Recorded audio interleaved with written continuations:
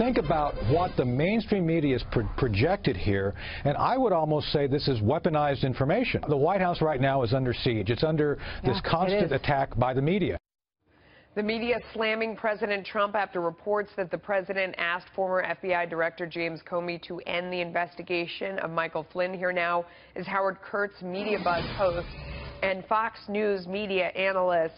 Howie, can I ask you about the news that's sort of breaking right now that we're hearing that the president is going to have lunch with some network anchors tomorrow? Is that true? Have you heard that? Is that true? What's the deal with that? Yeah, I can independently confirm that. That lunch was planned days ago. It's an off-the-record gathering, very similar to the one that he held on the day of his speech to Congress, which presidents have traditionally done. I thought maybe it would be canceled because since the lunch was set up and the invitations went out, we've had these two bombshell stories, the one you just referenced and the other one about the meeting with the Russian officials and whether classified information was leaked, but they appear to be going ahead with it. The idea was to promo and preview the president's foreign trip. I have a feeling some other subjects might come up.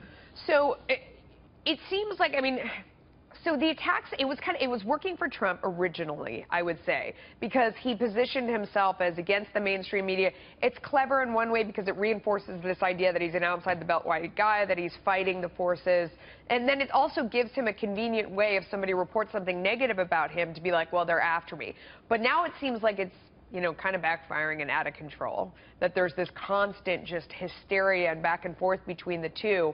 What do you think that is of my assessment? And what do you think he should do?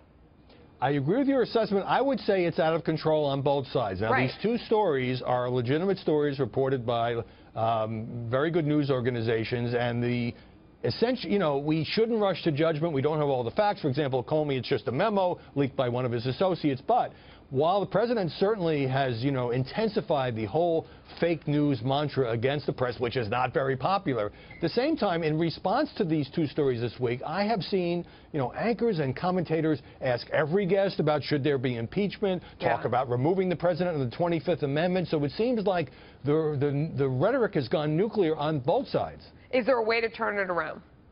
I have thought for a couple of months that, you know, maybe finally there would be, you know, because President, for example, did a lot of interviews during that 100-day period with the same mainstream media organizations that he likes to bash. I thought maybe we could lower the temperature a little bit. At this point, given these stories and given the Comey investigation and given what's churning on Capitol Hill, I don't see a lowering of the temperature anytime soon. All right, Howard Kurtz, thank you so much. Watch MediaBuzz on Fox on Sundays. We never miss it. Thank you. We love that show.